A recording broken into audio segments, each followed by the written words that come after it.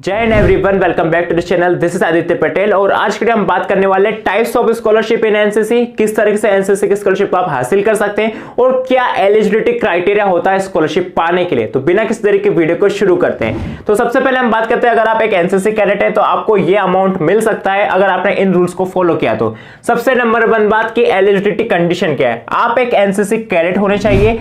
JD यानी कि junior division school में भी आप एनसीसी ले सकते हैं, तब भी आपको मिल जाएगा पैसा। अगर आप सीनियर डिवीजन में कॉलेज में भी एनसीसी ज्वाइन करे हुए हैं तब भी आपको ये पैसा मिल सकता है अगर आपने एनसीसी ज्वाइन कर रखी है तो। नेक्स्ट हम बात करते हैं, आपकी अच्छी अटेंडेंस होनी चाहिए एनसीसी की परेड में। सेकंड, आपकी परफॉर्मेंस अच्छी होनी चाहिए, आपका डिसिप्लिन अच्छा होना चाहिए, तभी आपको स्कॉलरशिप मिलेगी। ऐसा नहीं कि किसी भी कैडेट को स्कॉलरशिप दे दी गई। अटेंडेंस अच्छी होनी चाहिए, आपकी परेड अच्छी खासी अटेंड होनी चाहिए और डिसिप्लिन होना चाहिए आपके अंदर। नेक्स्ट हम बात करें, आपके एकेडमिक्स में आपको मिनिमम 60% से ज्यादा स्कोर करना है। यानी ऐसा नहीं कि आपको सिर्फ एनसीसी में आपने सारी परेड अटेंड करी और आपको 60% फर्स्ट डिवीजन भी आप नहीं बना पा रहे। आपको पढ़ाई में भी थोड़ा बहुत एवरेज तो होना पड़ेगा स्कॉलरशिप पाने के लिए, ठीक है।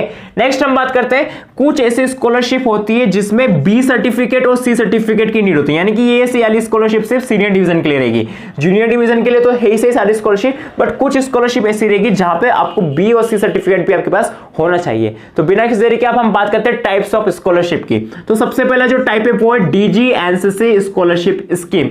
ये जो स्कॉलरशिप स्कीम है, इसमें जो हमारे डायरेक्टर जनरल होते हैं एनसीसी के, वो आपको स्कॉलरशिप प्रोवाइड करेंगे, बट कुछ ही कैडेट्स को करेंगे। हर साल कुछ कैडेट सिलेक्ट किए जाएंगे ऑल ओवर इंडिया से, यानी कि अलग अलग डायरेक्टरेट से, 17 डायरेक्टरेट से, और उनको ये स्कॉलरशिप दी जाएगी, ठीक है। बेसिस क्या मैंने आपको बता दिया है, 6000 से लेकर 12000 रुपए तक आपको मिल सकते हैं, ठीक है। अब ये जो अमाउंट है, देखो ऐसा नहीं कि आपको 6000 बोले तो 6000 ही मिलेंगे, कम भी मिल सकता है, फर्स्ट सेकंड थर्ड का क्राइटेरिया भी हो सकता है, काफी सारी चीजें हो सकती है, और नहीं भी मिले ये भी हो सकता है, बट आप अप्लाई तो करो एटलीस्ट, ठीक है। मैं आपको आगे बताऊंगा अप्लाई कैसे करना है। नेक्स्ट हम बात करते हैं, अगला स्कॉलरशिप प्रोग्राम है रक्षा मंत्री पदक एंड स्कॉलरशिप स्कीम। इस स्कीम में क्या करना है, आपका जो डिफेंस मिनिस्टर होते हैं हमारे, उनके द्वारा ये चीजें की जाती है। तो यहाँ पे जो आउटस्टैंडिंग परफॉर्मेंस वाले कैडेट्स होते हैं, यानी कि ऐसे एनसीसी कैडेट जो बेस्ट कैडेट कंपटीशन फाइट करते हैं या अपने आप पे पूरे डायरेक्टरेट में बेस्ट होते हैं, पूरे ऑल ओवर इंडिया में बेस्ट होते हैं, अपनी बटालियन में बेस्ट होते हैं, ऐसे कैडेट्स को सिलेक्ट किया जाता है और वहां पे उनको मेडल से मतलब पूरा सम्मान किया जाता है, सम्मानित किया जाता है और कैश अवार्ड दिया जाता है, ठीक है, कैश प्राइज दिया जाता है, ठीक है। तो इस तरीके से चीजें वर्क करती है। नेक्स्ट जो स्कॉलरशिप प्रोग्राम है वो है स्टेट गवर्नमेंट स्कॉलरशिप प्रोग्राम, या फिर हम इसे कह सकते हैं यूनिवर्सिटी स्कॉलरशिप प्रोग्राम। इस प्रोग्राम में क्या होता है, आप जिस भी राज्य में पढ़ाई करते हैं, वहां पे आप एनसीसी कैडेट हैं, तो उस राज्य की जो गवर्नमेंट है वो आपको स्कॉलरशिप प्रोवाइड कर सकती है, या फिर आपका जो फी है, आपका जो भी कॉलेज या स्कूल है वहां पे जो फीस है उसमें आपको कंसेशन मिल सकता है, आपको वहां पे काफी सारी छूट मिल सकती है। सेकंड, आपकी जो यूनिवर्सिटी है वहां पे भी अगर आप एनसीसी कैडेट है, ठीक है, तो वहां पे आपकी यूनिवर्सिटी अगर आपकी परफॉर्मेंस अच्छी है तो वहां पे भी आपको थोड़ा बहुत अमाउंट दे सकती है पैसा स्कॉलरशिप, या फिर आपकी जो फीस है वो कम हो सकती है। तो काफी अच्छी चीज है, एनसीसी से आपकी फीस भी कम हो सकती है, बट रूल्स मैंने आपको बताया, उनको फॉलो करना होगा। लास्ट नॉट लीस्ट, प्राइवेट तरीके से आप स्कॉलरशिप कैसे हासिल कर सकते हैं। कुछ प्राइवेट स्कॉलरशिप के प्रोग्राम होते हैं, जैसे कि हमारी आर्मी का वेलफेयर सोसाइटी है, आर्मी का जो फंड है वो ऐसे एनसीसी कैडेट्स को सिलेक्ट करता है, जो मतलब कभी कभी होता है ऐसा, ये वाली स्कॉलरशिप काफी ज्यादा रेयर है, ऐसा नहीं कि आपको मिल ही जाएगी। इसमें आपको डिफेंस और आपके आर्मी की जो वेलफेयर सोसाइटी वो एनसीसी कैडेट्स को सिलेक्ट करती है और फिर स्कॉलरशिप प्रोवाइड करती है। एनसीसी में स्कॉलरशिप को अप्लाई करने के लिए आपको कुछ स्टेप्स फॉलो करने होंगे। सबसे पहले आपको आपकी बटालियन और यूनिट कांटेक्ट करना होगा, जहां पे आपके एएनओ सर के द्वारा या फिर आपके सीओ सर के द्वारा आपको रिकमेंडेशन किया जाएगा। यानी कि अगर आपको स्कॉलरशिप मिलेगी तो आपको इन 2 पर्संस के कांटेक्ट में रहना होगा। सबसे पहले आपके एएनओ सर, जिस भी स्कूल और कॉलेज में आप पढ़ाई करते हैं वहां पे एनसीसी के टीचर है एएनओ सर, वो आपको फॉर्म देंगे, वो फिल करना होगा। और आपकी बटालियन के सीओ सर, उनको पता होगा तभी आपको स्कॉलरशिप मिलेगी। सेकंड स्टेप क्या है, आपको फॉर्म फिल करना होगा, स्कॉलरशिप फॉर्म, जो कि आपकी बटालियन डीजी एनसीसी का जो हेडक्वार्टर है वहां तक पहुंचाएगी, ठीक है। आपका स्कॉलरशिप का फॉर्म आपकी बटालियन से होकर आपके डीजी एनसीसी के हेडक्वार्टर, यानी कि जो न्यू दिल्ली है, आपके ग्रुप से होते हुए व्हाटएवर जो भी प्रोसेस रहेगा वहां तक पहुंचेगा, तब जाके आपको फाइनल स्कॉलरशिप मिलेगी। तो मेक श्योर कि आपकी बटालियन पे आपके कॉन्टेक्ट्स अच्छे हो, तभी आपका फॉर्म फिल होगा और फिर वो आगे फॉरवर्ड होगा, ताकि आप उसका स्टेटस जान पाओ। नेक्स्ट हम बात करते हैं, आपके डॉक्यूमेंट्स क्या क्या लगेंगे। एनसीसी के सर्टिफिकेट लगेंगे, ए सर्टिफिकेट है तो वो लगाना है, बी है तो वो लगाना है, और अगर सी है तो वो लगाना है। जितना बड़ा सर्टिफिकेट होगा, बी होगा, सी होगा, उतने ज्यादा आपको पैसे मिलने के चांसेस है, स्कॉलरशिप मिलने के चांसेस है। नेक्स्ट हम बात करते हैं, आपके पास अगर कोई कैंप का सर्टिफिकेट है, अगर आपने कोई बड़ा कैंप का रखा है, कोई सा भी कैंप का रखा है, जितने कैंप का रखे सभी कैंप्स की फोटोकॉपी लगाना डॉक्यूमेंट्स में।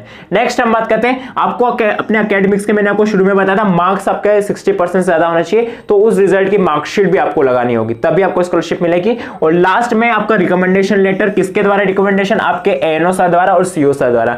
यानी कि आपके बटालियन को लगना चाहिए कि यार इस बंदे को स्कॉलरशिप मिलनी चाहिए, ये डिजर्विंग बंदा है, इसने मेहनत की है, 2-3 साल एनसीसी को दिए, अच्छे से एनसीसी में सर्विस दी है, ट्रेनिंग की है, कैंप्स किए, तो इस बंदे को रिकमेंडेशन लेटर मिलेगा जो कि आपके एएनओ सर और आपके सीओ सर देंगे, कमांडिंग ऑफिसर। नेक्स्ट हम बात करते हैं कि सिलेक्शन का फाइनल प्रोसेस क्या रहेगा जब आपका फॉर्म सब चीजें कंप्लीट हो जाएगी। अगर आपने ये चीजें कंप्लीट कर रखी है तो आपको 100% मिल सकती है।